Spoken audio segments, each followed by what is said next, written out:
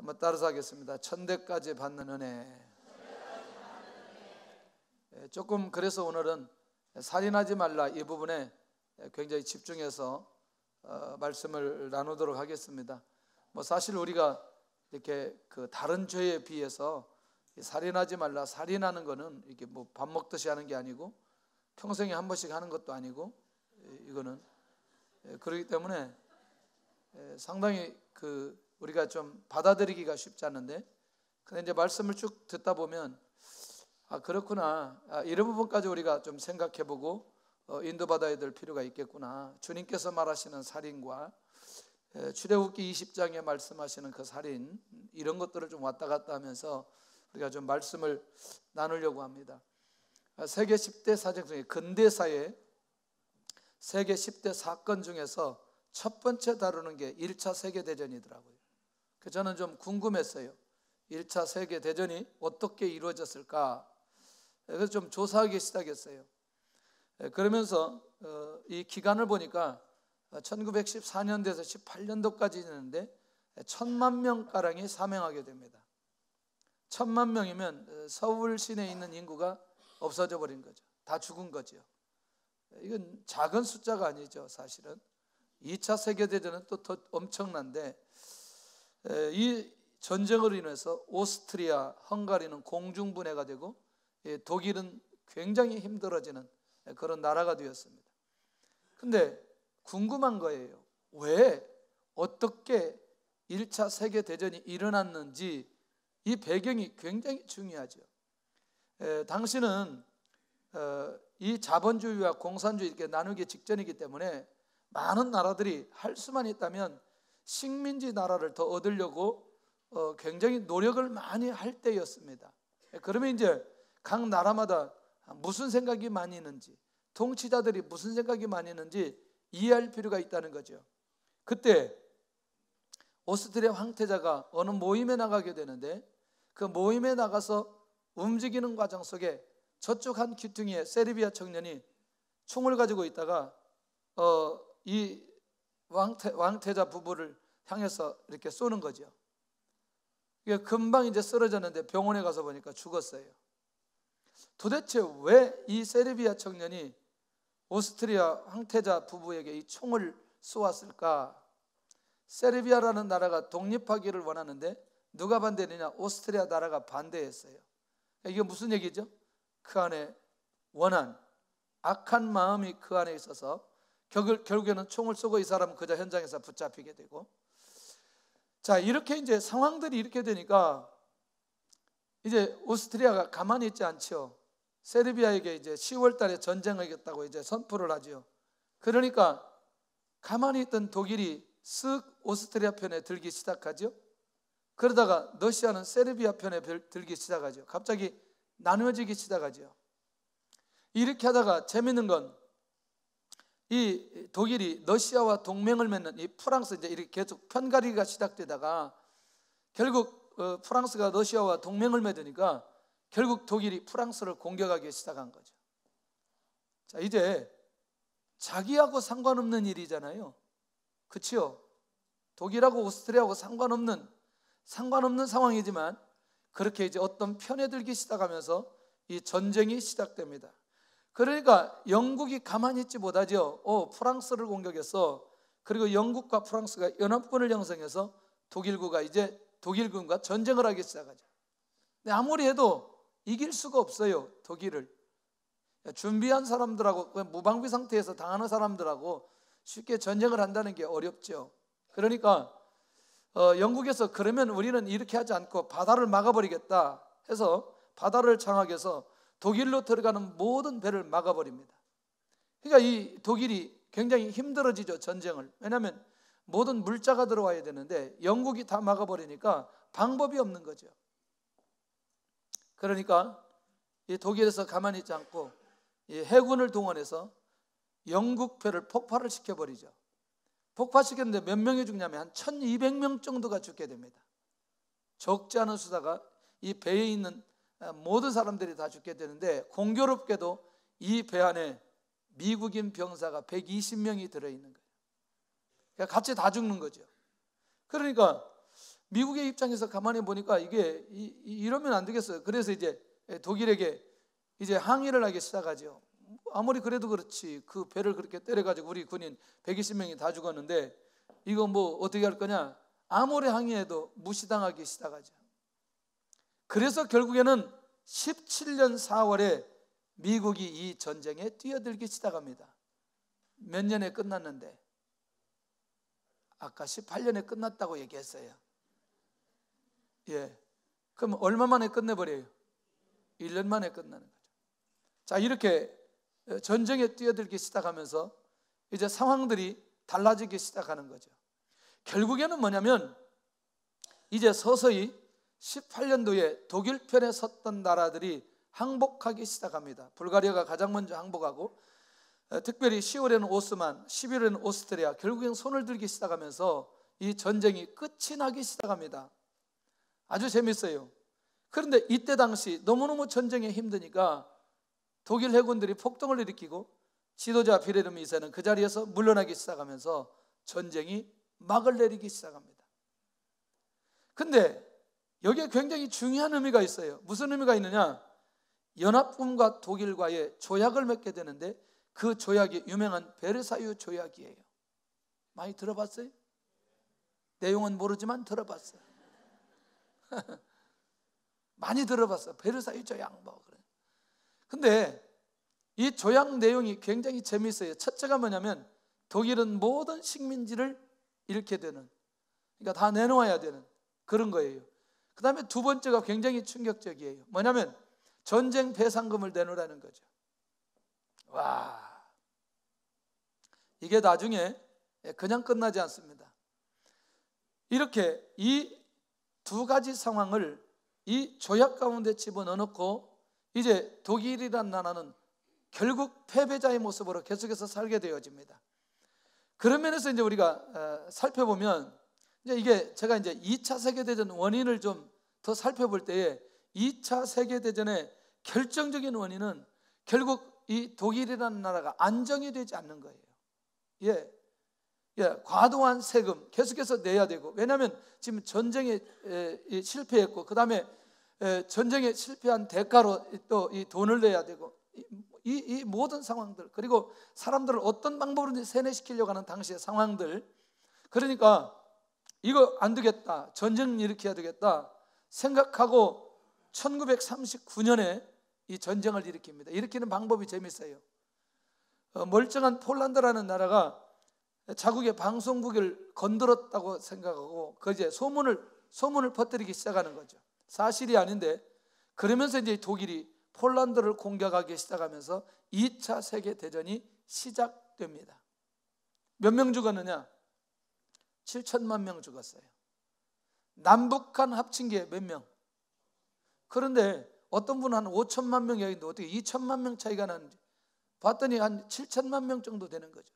이 거대한 숫자가 2차 세계대전에 사망한 숫자라는 거죠. 자, 그러면 좀 한번 정리를 해본다면 이 전쟁이 일어나고 나서 어떤 상황들이 벌어졌냐면 사상과 체제가 다른 미국과 소련이 대립이 구체화되기 시작했어요.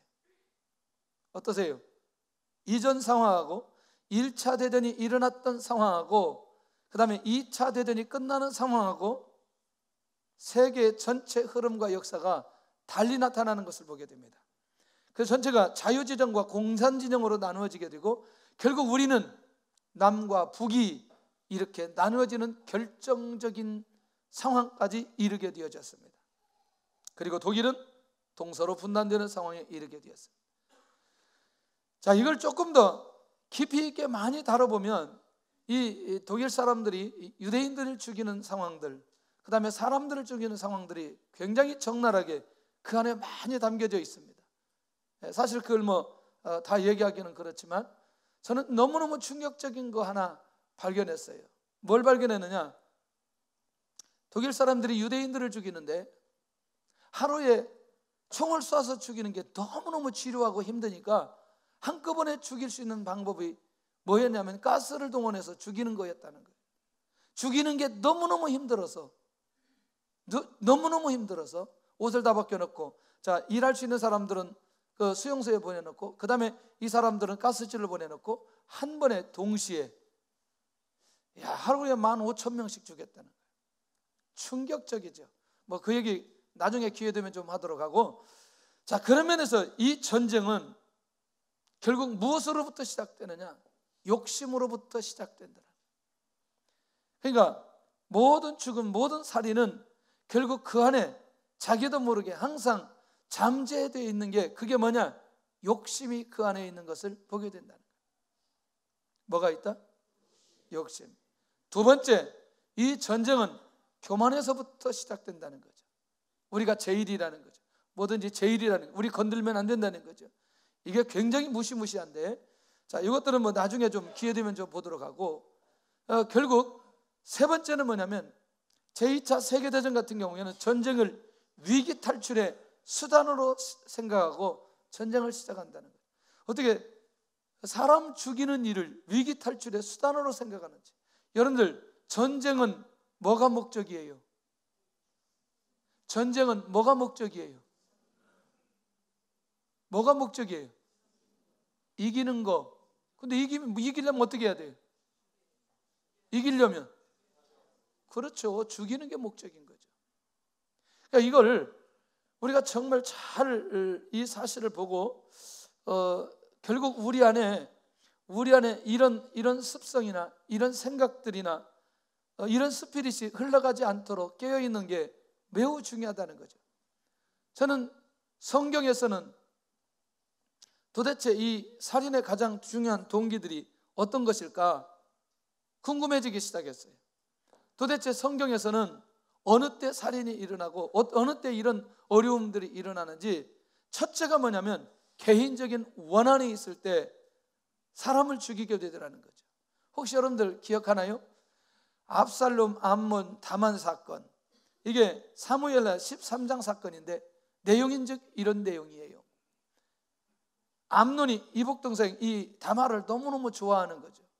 좋아하면 안 되는데, 그래서 속여가지고 암논이 다말을 겁탈하게 되어져요. 그리고 난 이후에 이 다말을 감금까지 하는데, 이 다말이 견딜 수 없어서 결국 누구를 찾아가느냐? 압살롬 찾아가서 상황 얘기 쭉 얘기합니다. 내가 너무너무 힘들어서 견딜 수가 없다. 내가 정말 괴로워서 내가 이걸 어떻게 내가 어떻게 할 수가 없다. 내가 지금. 압살롬이 이렇게 달랩니다. 지금 때가 아니니 조금만 기다려라. 조금만 기다리면 어느 때가 올 거다. 때가. 그러니까 기다려라. 그렇게 해놓고 2년이 지난 후에 압살롬이 잔치를 베풉니다. 그리고 다윗 아들들을 다 초청해요. 다 초청해 놓고 잔치를 하고, 이 암논에게 특별히 술을 많이 마시게 만들고 이 정신없게 만들면서 자기 부하를 시켜서 암논을 죽입니다. 그게 13장 사건이에요. 자, 시간이 지나도 누구에 대한, 암논에 대한 원한이 이 압살롬에게 계속해서 그를 잡고 있는 거죠. 나중에 어디까지 가요? 자기 아버지까지 반영하는 그런 데까지 압살롬이 가게 되죠. 그런데요, 아까 사무엘하 13장이 압살롬을 통해서 진행되는 거지만 사무엘하 11장은 다윗의 모습이 나타나고 있습니다. 그게 뭐냐면 11장 22절 25절까지 보면 다윗이 우리아의 아내를 전쟁터에 보내놓고 결국 전쟁터에서 우리아를 죽게 만듭니다. 다윗이 직접 죽였어요? 간접적으로 죽였어요? 그렇지만 누가 죽였다고 보는 거죠? 그렇습니다. 무엇 때문에? 무엇 때문에?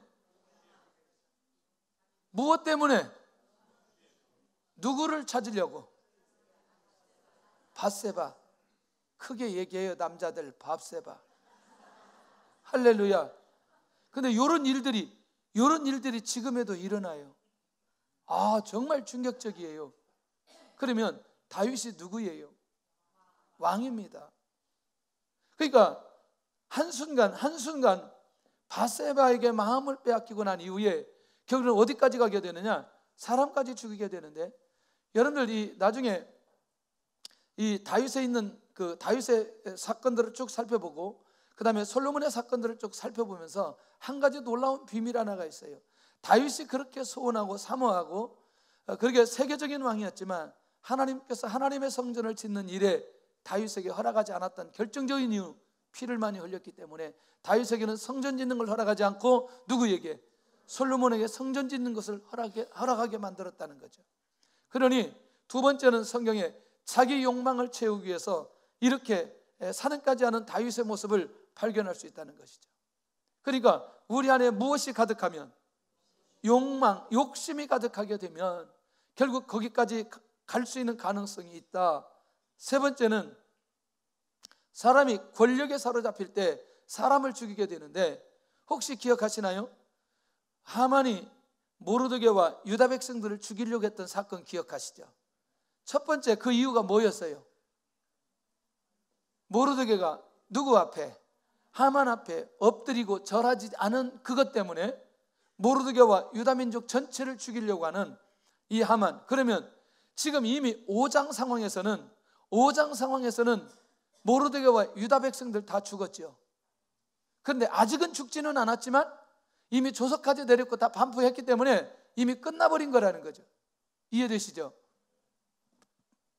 사실 누가 막았지만, 하나님이 막으셨지만 결국에는 이 모르드게와 유다는 다 죽었다는 거죠.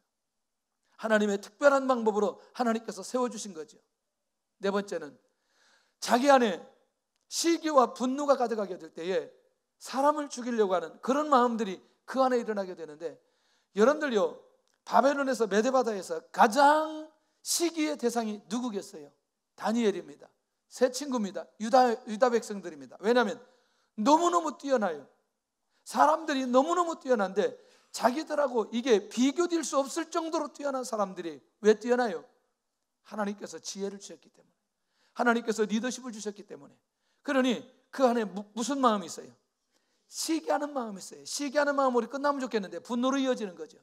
그러니까 다니엘을 죽일 수 있는 방법, 다니엘의 세 친구를 죽일 수 있는 방법을 끊임없이 연구해서 만들어내는 것을 보게 됩니다.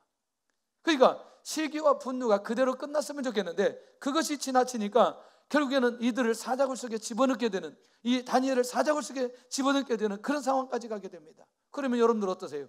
이미 다니엘은 사자굴 속에 들어감으로 다니엘은 죽은 거지.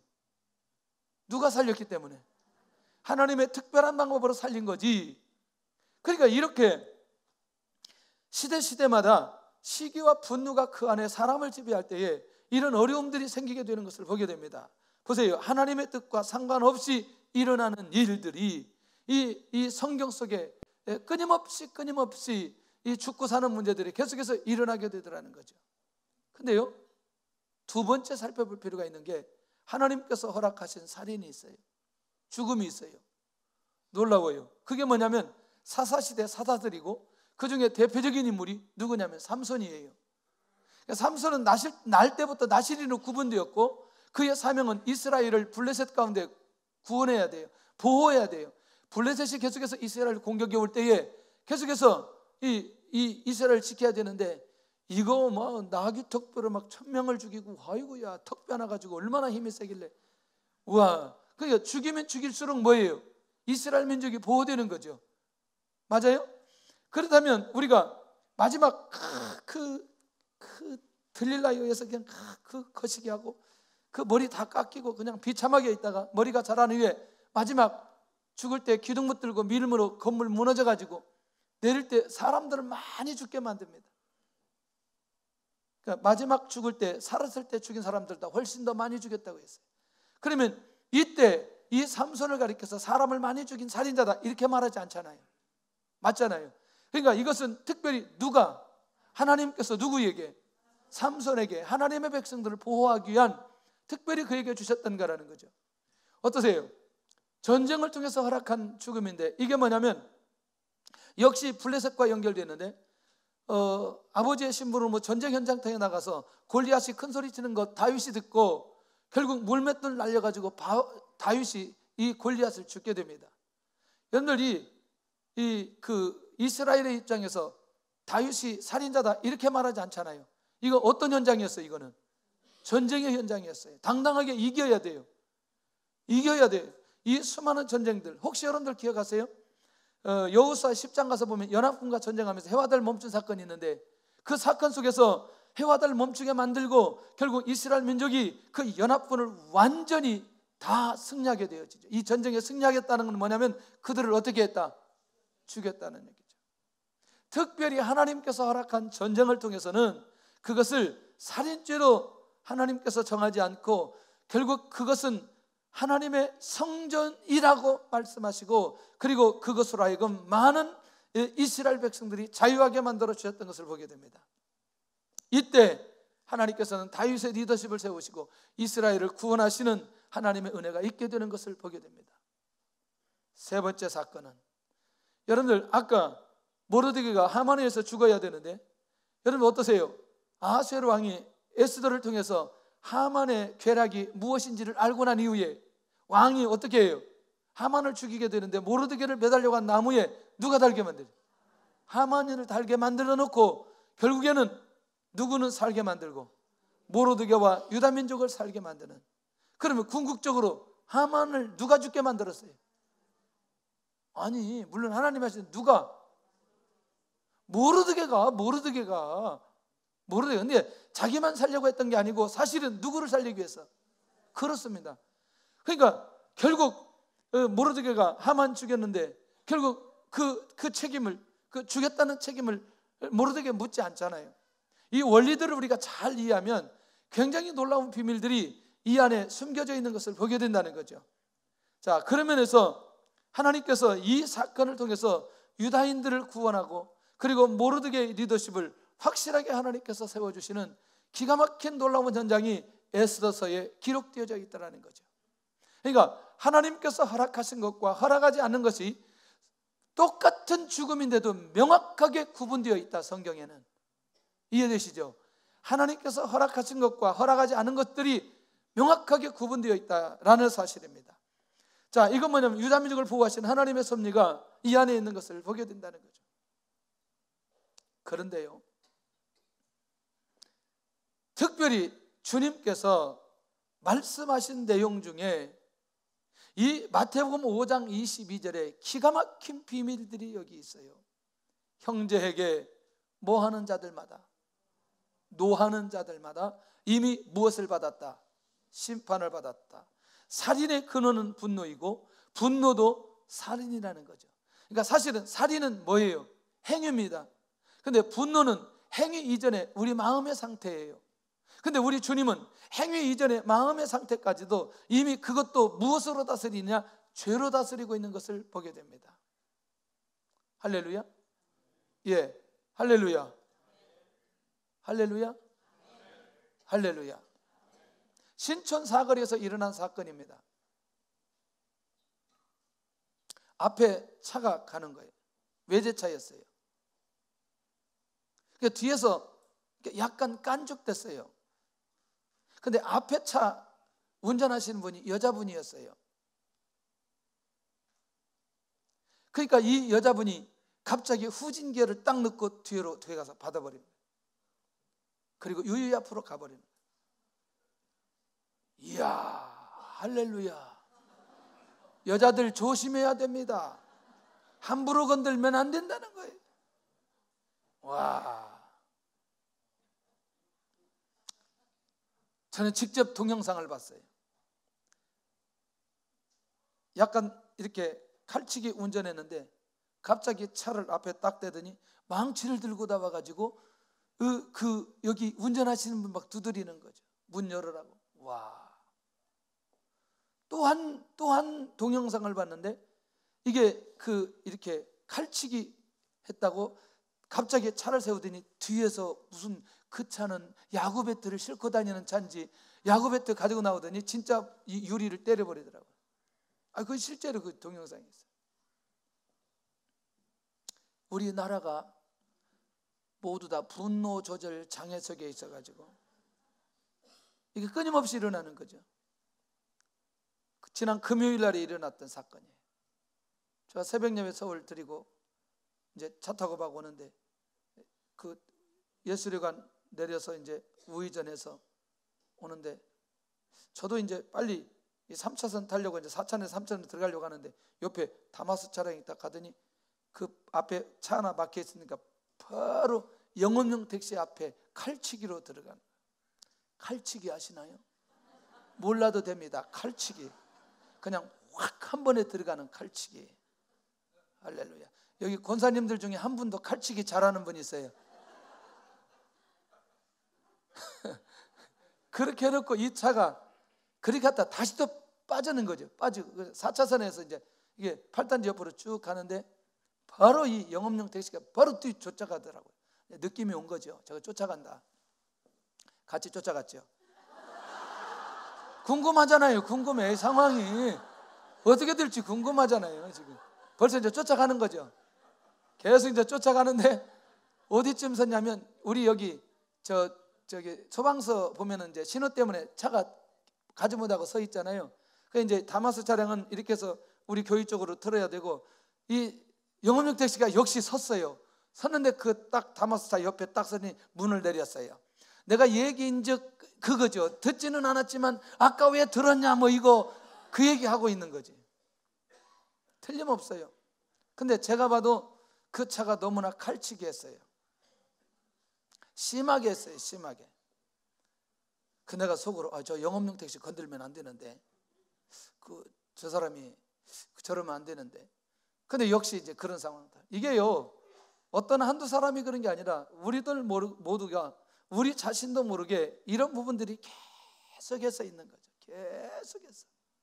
그러니까 결국 자신도 모르게 이 노하려고 하는 이 분노라는 게 이게 무시무시할 정도로 우리 민족에게 많이 있다는 사실을 여러분들 기억해야 됩니다.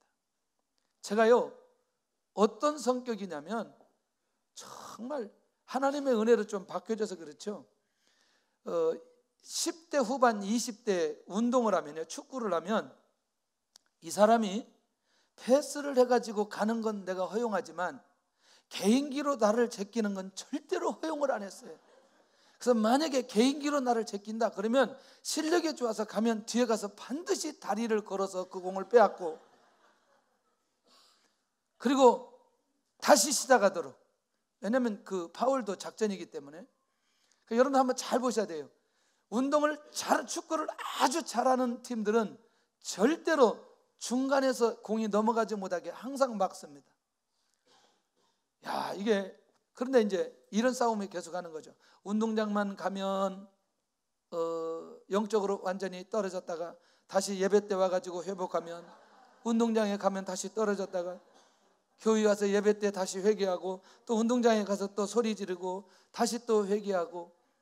와, 이게 반복하는데 저는 이 노하는 부분들, 분노하는 부분들에 대해서 누구보다도 너무너무 잘 알아요. 근데 이게 뭐냐면 습관인 거 아세요? 습관인 거 아세요? 한 번만 통과하면 이게 극복되어지는데 이게 통과하지 못하면 끊임없이 상황이 만들어져서 분노하게 만드는 거. 근데 놀라운 비밀이 하나 있어요. 제가 이것을 극복할 수 있었던 비결이 뭐냐면 하나님 앞에 기도로 엎드려질 때에 놀랍게도 사단이 더 이상 노하지 못하도록 막게 만들어주시는 것을 볼 수 있었습니다. 그러니까 내 스스로 하나님 앞에 영적인 관리를 하고 하나님의 인도를 받아가면 이 분노할 수 있는 것들을 하나님께서 원천적으로 차단시키는 것들을 경험하게 되어졌다는 거죠. 혹시 여러분들 개인적인 신앙생활 가운데 내가 이상하게 요즘에 분노가 일어나고 이상하게 이 노함이 자꾸 일어나는 분들은 기도의 영성하고 접근해 봐야 돼요. 내가 큐티를 하느냐 안 하느냐 한번 보고요, 내가 예배에 실패하느냐 그렇지 않느냐 이거 살펴볼 필요가 있어요. 굉장히 놀라운 비밀이에요. 그때마다 제가 하나님 앞에 깨닫고 그렇구나, 이거는 분명히 내가 하나님 앞에 내 자신을 돌아봐야 될 부분 아니겠나 라고 생각하고 끊임없이 하나님 앞에 엎드리게 되니까 결국 그 안에서 내면적 변화가 일어나기 시작하더라고요. 할렐루야. 혹시라도 우리는 내가 살인의 행위는 직접 하지는 않지만 내 자신도 모르게 노하려고 하는 이 분노하고자 하는 이런 욕구들이 내 안에 일어나는 부분들에 대해서 끊임없이 주님 앞에 독대하면서 이 문제를 해결할 필요가 있다는 것이죠. 할렐루야. 그리고 다분히 지난번도 그런 얘기했지만 우리 자라는 과정 속에 특별히 우리의 부모님들이 이 급한 부모님들을 많이 모신 분들은 자기도 모르게 이상하게 이게 유전이 돼가지고 계속해서 급하게 되어지는데 다음 세대를 위해서라도 우리 안에 이 노하고자 하는 이런 것들을 반드시 끌어내릴 필요가 있겠다. 할렐루야. 내릴 필요가 있겠다. 할렐루야. 혹시 그래도 이 노하는 문제가 해결되지 않는다면 손주가 태어나면 다 해결이 돼야. 조금 더 걱정하지 마세요. 조금만 기다리시기를 바랍니다. 주님의 말씀은 아닙니다. 두 번째는 이 마태복음 5장 22절에 형제에게 나가라 하는 자마다 공의에 잡히고, 어떤 거는 니은 나가라 하는 자가 있어요. 니은 나가라. 그러니까 그 여러분들 그게 나가라 그런 내용이 아니고, 이게 뭐냐면 상대의 인격을 매우 경멸하게 할 때 그때 쓰는 욕이라는 거죠. 그러니까 사실 말하면 상대방을 내가 인격적으로 대우하고 싶은 마음이 없을 때에 나가라 라고 하는 말만 써도 결국 뭐냐, 주님은 심판의 대상이 될 수 있다. 그 사람도. 다시 말하면, 자, 이거는 여러분들 사람에게 물리적 행위를 했어요, 안 했어요? 안 했어요. 안 했어요. 이거는 무언만 했는데, 말만 했어요. 말만. 상대방을 경멸하는 말만 했어요. 그러니까 욕만 해도 우리 주님은 이 사람도 심판의 대상이 될 수 있다. 궁극적으로 왜 그러는지 우리가 좀 이해할 필요가 있다는 거죠. 여러분들, 죄송하지만 우리가 이 땅에 태어난 건 하나님의 절대 주권에 의해서 태어났습니다. 맞아요? 그러면 예수님께서 저 사람도 예수님이 십자가에 죽으셔서 구원하여 주시고, 나도 십자가에 죽으셔서 나를 구원하셨는데, 하나님과의 인격적 관계로 본다면 저도 하나님 앞에서 귀한 하나님의 자녀이고 나도 하나님 앞에서 귀한 자녀인데, 놀라웠게도 이렇게 욕을 함으로 저 사람을 인격적으로 무시한다는 건 저를 이 땅에 보내주시고 구원하신 하나님의 계획, 하나님의 뜻, 하나님의 형상에 대해서 도전할 수 있는 것과 똑같다는 얘기입니다. 할렐루야. 그런 면에서 우리 안에서 나도 모르게 상대의 인격을 경멸하도록 하기 위해서 하는 그 용어들, 그런 대화들이 우리 안에 일어나지 않아야 된다는 거죠. 할렐루야. 할렐루야. 그런 일이 있어요, 없어요? 있어요. 우리도 모르게 많이 있습니다. 근데요, 세 번째가 굉장히 더 중요해요.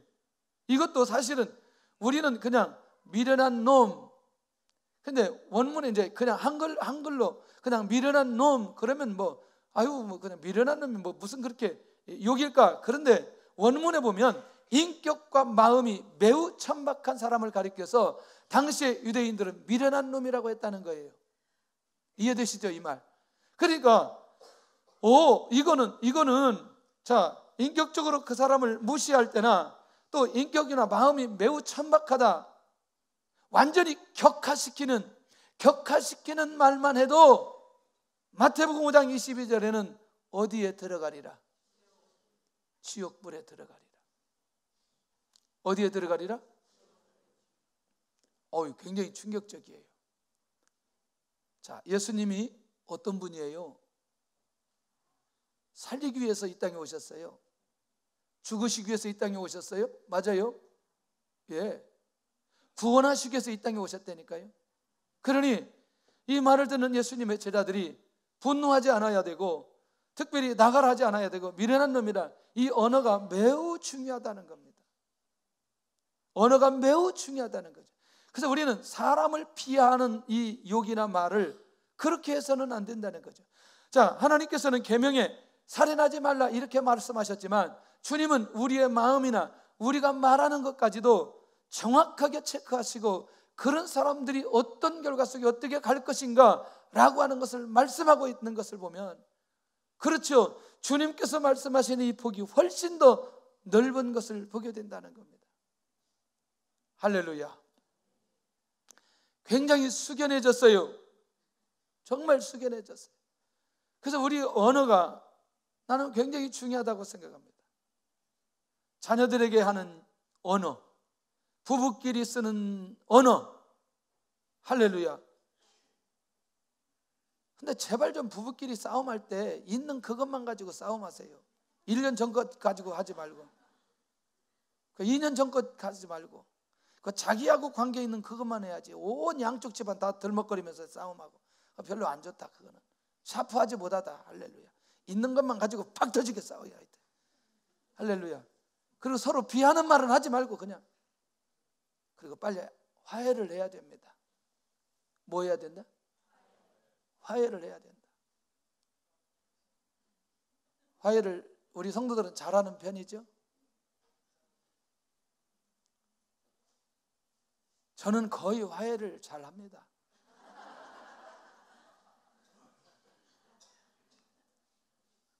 말로 안 하고 말을 안 하면 그래서 제가 너무나 감사했어요. 이거 덩치가 작은 사람하고 산다는 게 얼마나 감사한지. 제가 힘이 좋으니까 두 손을 딱 잡고 간지럼을 태우면 웃어버리면 끝나는 거예요. 얘기할 필요도 없어. 웃어버리면 끝나는 거야. 뭐 가지건 뭐 이거. 그래서 반드시 화해를 하고자 하는 거지.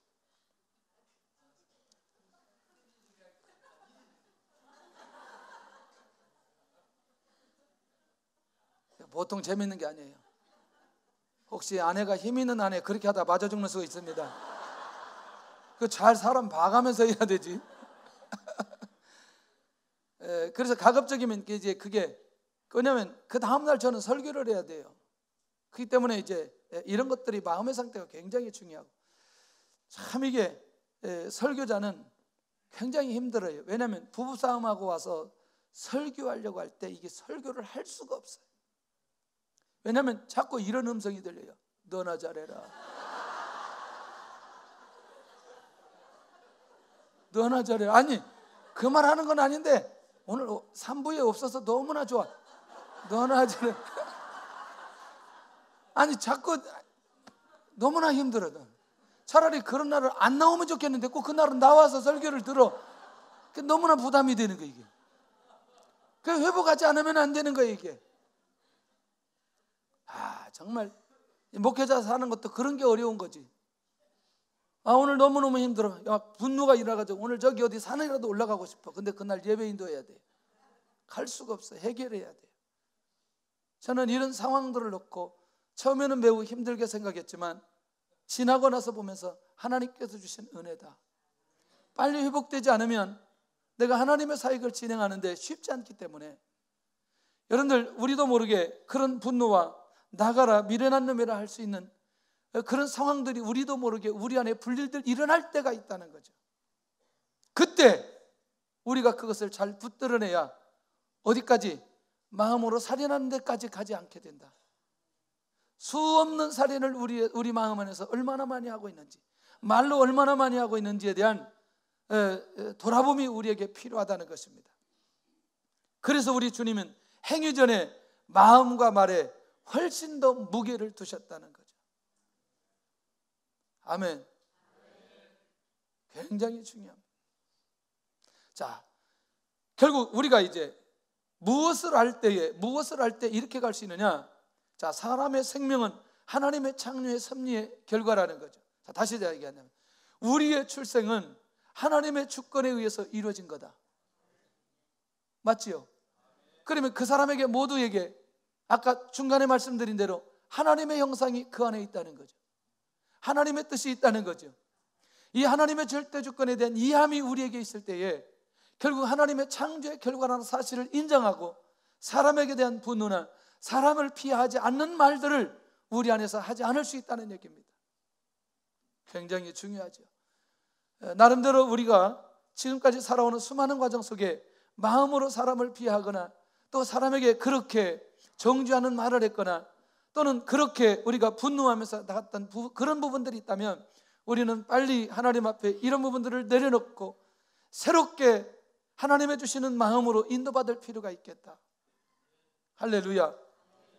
눈이 열려지지 않을 때는 개성에 따라 움직여지는 사람들에 대해서 왜 그럴까 그런 생각을 했는데 하나님께서 이 사람은 이 피를 위해서 이렇게 만들어 주셨고 이 피를 위해서 이렇게 만들어 주셨고 이건 하나님의 계획이기 때문에 그냥 그대로 받아들여야 될 필요가 있다는 거죠. 할렐루야. 자, 그렇다면 생명을 지키는 것은 누구의 뜻이다? 하나님의 뜻이다. 그러면서 이제 살인하지 않고 영혼을 살리려면 어떻게 해야 될 것인지 오늘도 간음까지 가야 되는데 간음은 못 가고 살인하고 끝날 것 같아요. 첫째는 사람을 주님의 이름으로 축복할 때. 이 마음이 누구였냐면 바울의 마음이었어요. 이 마음이 주님의 마음이었습니다. 사람들을 바라볼 때마다, 사람들을 생각할 때마다 사도 바울은 축복부터 하기 시작합니다. 왜? 바울은 영혼의 가치를 알고 있는 사람이기 때문에. 그래서 지금도 사람을 만나면, 사람을 만나지 않거나 또는 만나거나 할 때에 영혼을 축복할 수 있는 사람은 어떤 사람이냐? 영혼의 가치를 알고 있는 사람은 사람을 만날 때마다 사람을 축복하기 시작합니다. 주님의 이름으로 축복합니다. 자, 입으로도 하지만 항상 기도할 때마다 그 사람을 축복하기 시작하는 거죠. 여러분들, 그 사람을 축복하고자 하는 마음이 그 안에 있는데 그 영혼을 살해하려고 하는 마음, 그 영혼에 대해서 분노하는 마음이 생기겠냐는 거죠. 절대 그렇지 않다는 거죠. 그러면서 하나님, 오늘 내 안에 영혼을 축복하고자 하는 그 마음이 살아나게 하여 주옵소서, 일어나게 하여 주옵소서. 두 번째는 사도 바울이 빌립보 교회를 생각할 때마다, 영혼들을 생각할 때마다 하나님 앞에 언제나 감사하며 감사 기도를 드렸다는 거죠. 이건 뭐냐? 두 번째가 사람을 향한 끊임없는 중보 기도가 필요하다는 거예요. 혹시 여러분들 분노가 일어날 수 있는, 분노가 일어나게 하는 환경 속에 있는 사람이 내 안에 있다면 그 영혼을 향해서 끊임없이 기도하다 보면 내 안에 자신도 모르게 그 영혼을 사랑하는 마음이 생기게 된다는 거예요. 할렐루야. 그러니까 결국 이 사람은 영혼의 회복이 가장 중요한 것이라는 사실을 알고 있는 사람은 그 영혼을 향해서, 사람을 향해서 끊임없는 기도가 우리 안에 일어나게 되는 것을 보게 된다는 거예요. 뭐 다른 거 다 떠나서 여러분들, 말을 듣지 않는 사춘기의 자녀를 키울 때 여러분 느낌이 어때요? 내 자식 같아요? 남의 자식 같아요? 예. 이게 쉽지 않아요. 근데 끊임없이 기도하고 끊임없이 눈물을 흘리면 그가 하나님 앞에 귀한 자녀로 변화되어서 하나님의 인도를 받게 되어집니다. 결국 우리 모두가 이 비밀을 깨닫고 진짜 영혼을 살리는 사람은 그 영혼들을 놓고 끊임없이 기도하게 될 때에 그 영혼을 살리려고 하는 그 사랑의 마음으로 바뀌어질 수 있다. 저는 제가 어디 가서 꼭 그 얘기합니다. 우리 교회에 전도의 문이 열렸을 때 그때 시점은 어느 시점이었냐면 중국 사람들을 제가 정죄하는 마음에서 중국 사람을 사랑하는 마음으로 바뀌어지는 그때에 하나님께서 우리 교회에 전도의 문을 열어주셔서 교회를 부흥하게 만들고 나중에 합병까지 하게 되어지는 이 과정을 하나님께서 허락해 주셨다. 결국 우리 안에 그렇게 그 사랑하고자 하는 마음은 결국 중보 기도를 통해서, 기도를 통해서 그 마음이 회복될 수 있다는 사실입니다. 세 번째는 영혼을 살리려고 하는 사람의 중심은 언제나 그 사람을 중심에서부터 사모하는 마음. 사도 바울은 이렇게 말합니다. 빌립보 교회 성도들에게 내가 예수 그리스도의 심장으로 너희를 얼마나 사모하는지 예수님이 내 증인이시다. 이렇게 말하고 있습니다. 여러분들, 오늘 우리는 이런저런 상황 때문에 많은 마음속의 관계를 정리하고 또 관계로 그 마음속에서 정죄하고 뭐 이런저런 상황들을, 그 사람과 나와의 관계도 없지만 어떤 그것 때문에, 이런 것 때문에 그런 경우들이 굉장히 많이 있습니다. 너무나 멀게 느껴질지 모르지만 그럼에도 불구하고 우리가 그리스도인이고 천대까지 은혜를 받아야 되고 하나님의 축복을 누리려고 하는 사람이라면 정말 예수 그리스도의 심장으로 영혼을 사모하는 마음을 우리가 가질 수 있기를 바랍니다. 할렐루야. 놀랍게도 이게 뭐냐면 사람과의 관계가 가장 큰 축복임을 아는 사람은 그 마음 중심에서부터 영혼을 사모하게 되어져 있다는 거죠. 할렐루야. 저는 우리 교회에서 설교하는 게 제일 재밌어요. 너무나 좋아. 우리 교회가 그냥 좋아하는 게 아니라 너무너무 좋아. 예. 다른 교회에서 설교하는 게 정말 부담이 돼요. 우리 교회 일단 너무너무 좋아. 성도들, 그냥 성도들만 봐도 행복해요. 너무너무 좋아. 여러분들은 나를 보면 막 도망가기도 하지만 나는 그냥 좋아요. 네, 그냥 너무너무 좋아. 할렐루야. 뭐 새벽에 하루아침만 안 만나도 야, 오늘 새벽에 누가 나왔나, 오늘 저녁에 누가 나왔나. 근데 누가 좀 알아서 사진 찍어서 보내주면 좋은데 아무도 그렇게 안 해. 네. 그만큼 예배 때 나오고 또 하나님 앞에 사역하고 하나님 앞에 같이 하나님의 나라를 이루는 이 공동체가 얼마나 귀한지. 예. 이제 제가 이제 약간 좀 나이 들면서 좀 바뀌어지기도 했지만 항상 교회 성도들 우선, 우리 가족 세 번째 이렇게 얘기했어요. 이렇게 계속 지금은 안 해요. 왜냐하면 그 말하면 이 받는 사람들이 너무나 힘들어하더라고. 우리는 뭐냐? 같이 살잖아. 이래.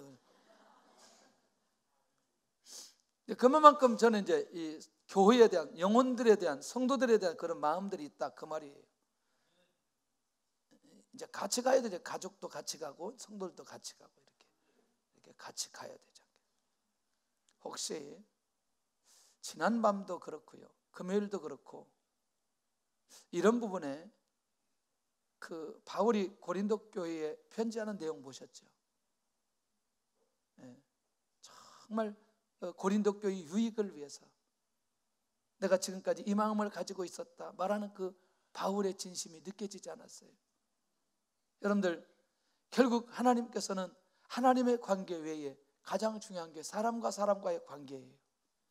그것을 살려낼 수 있는 그 사람이 천대까지 은혜 받을 수 있다는 것입니다. 간음하지 않는 자에게는 다음 주에 하도록 하겠습니다.